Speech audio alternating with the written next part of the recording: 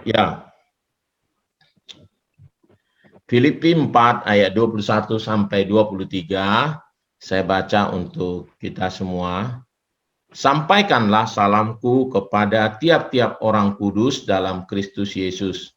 Salam kepadamu dari saudara-saudara yang bersama-sama dengan aku. Salam kepadamu dari segala orang kudus, khususnya dari mereka yang di istana Kaisar. Kasih karunia Tuhan Yesus Kristus menyertai rohmu.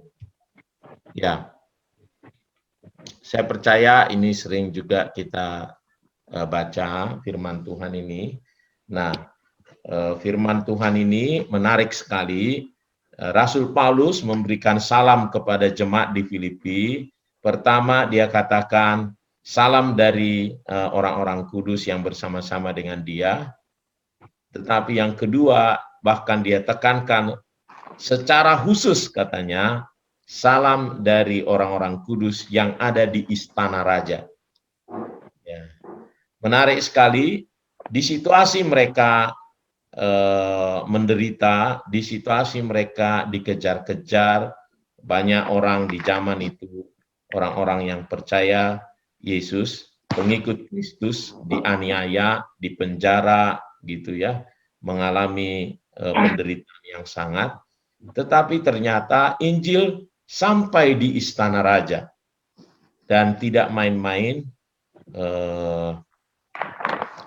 Mereka orang-orang kudus yang secara khusus, artinya ketika Rasul Paulus menyampaikan secara khusus katanya salam dari mereka, berarti mereka bukan hanya sekedar orang percaya begitu saja, tetapi mereka menjadi orang-orang yang luar biasa, yang menurut saya giat dalam pekerjaan Tuhan. Itu sebabnya Rasul Paulus menyampaikan salam mereka.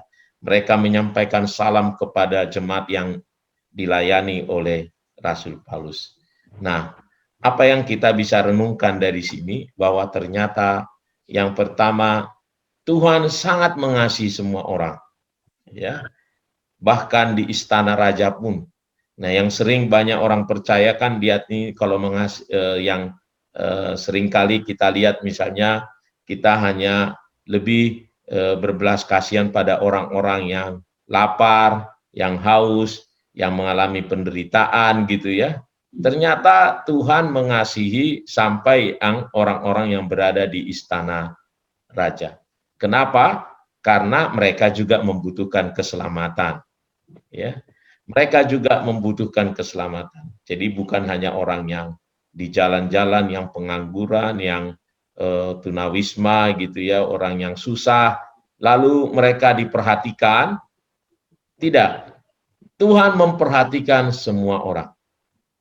Ya, itu poin yang pertama. Yang kedua adalah bahwa ternyata meskipun di istana raja, mereka bisa jadi orang kudus. Yang kita kalau pikir-pikir misalnya, ya banyak orang mungkin secara awam berkata, wah kalau dia di istana raja ya susah ini gitu.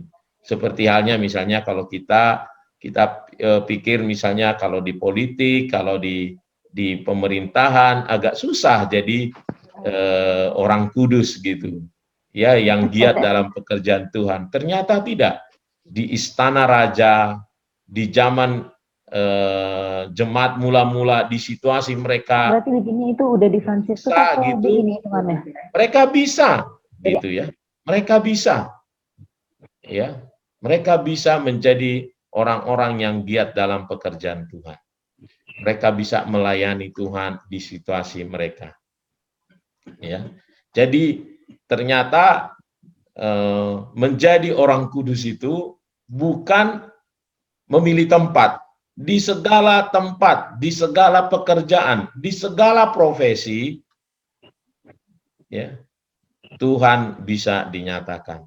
Jadi setiap kita harus terus bersemangat, apapun profesi kita, bisa kita tetap mengambil andil dalam pekerjaan Tuhan. Ya. Nah, yang ketiga adalah tentu Tuhan mau selamatkan di sana karena tadi saya percaya ada tugas dari Tuhan untuk mereka di profesi mereka. Ya, misalnya dulu Tuhan sampai angkat Yusuf ya di Mesir karena akan ada kelaparan.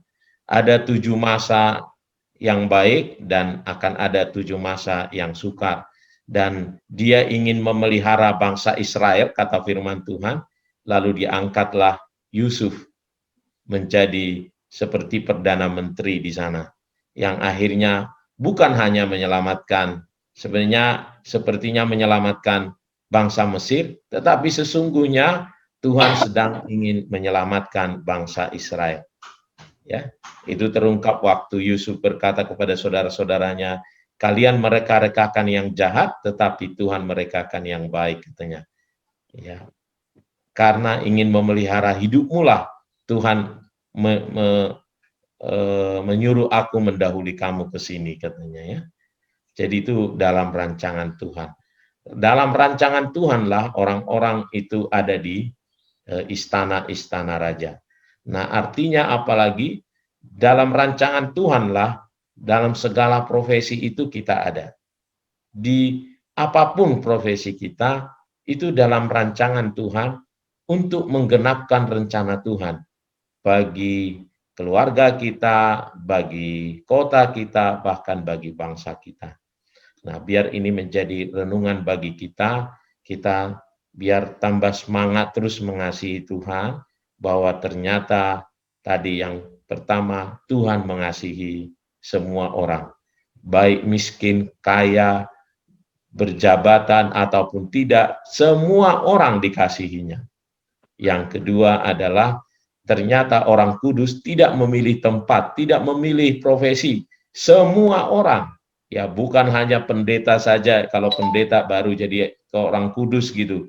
Lalu kalau bukan pendeta dia jadi baru boleh tidak kudus gitu. Enggak, semua orang, segala tempat, segala profesi, Allah menginginkan kita semua jadi orang kudus. Sebab Bapa kita adalah kudus, kuduslah kamu, kata firman Tuhan ya. Dan yang ketiga adalah bahwa Tuhan memanggil kita di semua profesi kita ini ada maksudnya, supaya kita bisa menceritakan, menggenapkan, menjalankan rencana Tuhan atas kota kita, atas keluarga kita, atas bangsa kita. Tuhan memberkati. Mari kita berdoa dulu, baru nanti kita akan sharingnya. Oke, kita berdoa dulu untuk kebenaran firman Tuhan ini.